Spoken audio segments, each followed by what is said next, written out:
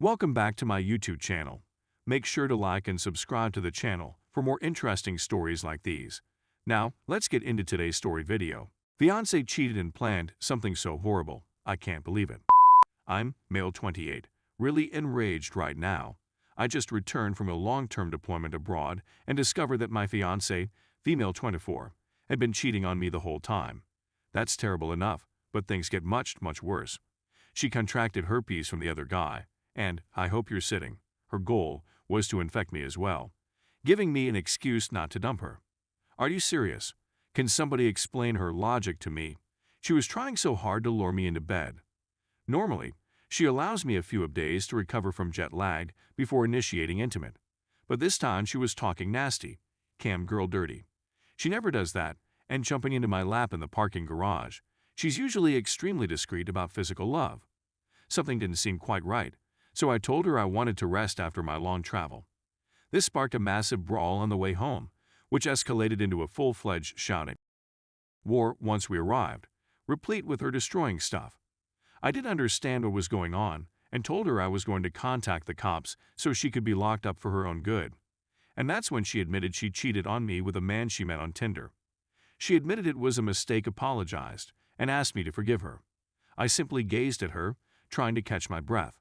I told her she needed to go and give me some space, but she dropped to the floor and grabbed my legs, telling me that I couldn't send her out, that I could forgive her if we could just make love. I asked to know why it was so crucial. In between shouting, weeping, and yelling, she claimed she had herpes, that dumping her would destroy her life, and that it was my fault since I wouldn't have with her right then and there. I felt like there were a million insects crawling all over me. I grabbed my keys and walked away. I'm at a hotel now, and she's blowing up my phone, messaging me that herpes isn't a big issue, that having it together would make us a stronger marriage, and that we could even share medicine. She put a laughing face emoji after that line. I believe she is going nuts. We've been dating for 5 years, engaged for a year, and I have no idea who she is. I've had many showers and still get the sensation that bugs are crawling all over me. I can't even shut my eyes or turn off the lights. Has anybody dealt with a situation like this before? What on earth was she thinking? What am I meant to do now? Update. First and foremost, thank you to everyone who responded with encouragement and suggestions for the future. I was sitting in a motel, at my wit's end, with no one to contact that late or early in the morning, and no idea how to even begin expressing what had occurred when I posted the post. The relationship is, of course, ended. That was never in question, and I regret if anything in my previous message made it seem otherwise. Many of you left comments and / or sent messages with suggestions for what I should do next to untangle myself from my now ex-fiancé, which is what I was attempting to request. Those of you who advised me not to return home straight soon were correct, and I thank you. I had planned to return the next day, but after reading your remarks, I contacted her cousin, nearest related, who lives close, and told her everything. She didn't believe me at first, but when she arrived to our house, she discovered my ex-fiancé gazing at the wall, incoherent, with hundreds of our pictures ripped up all around her. The cousin got her some assistance. She called 911, and a very kind police officer arrived with a social worker, and they got my ex-fiancé into a mental center together. I spoke with the police, and he said it was okay for me to return home and clean up. He took pictures for his report. He also advised that I obtain a temporary restraining order to keep her away from me, which I did this morning and am now waiting for the hearing, and that her cousin get a conservatorship. Ex-fiancé is doing that badly. When I spoke with the lawyer regarding the protection order, she informed me that it is a criminal in our county to knowingly infect someone, or even attempt to infect someone, with an STD, but the essential term is legal intent. The DA office is unlikely to charge her because of her mental state. To be honest, I'd prefer she seek care for her mental health than face a criminal charge. My pals came over and cleaned up our house, which is now my place. They wouldn't let me do anything, only advised me to rest. I ended up sleeping for 10 hours in a row. The issue is that I now have time to think. There are so many unanswered questions. It didn't help that her cousin turned up to retrieve the engagement ring. When my ex-fiancé was hospitalized, they removed all of her valuables. The fact that I was holding the ring in my palm struck me hard. Now, I'm always feeling bad, particularly for the time I spend away from home on missions. My profession entails assisting individuals in some of the world's poorest areas, And when I'm there, I get numb, and the numbness lasts for a week or two after I return. Many individuals in my work depart due to depression. Should I look for a new job? Maybe I was expecting too much from her. Could any lady put up with that?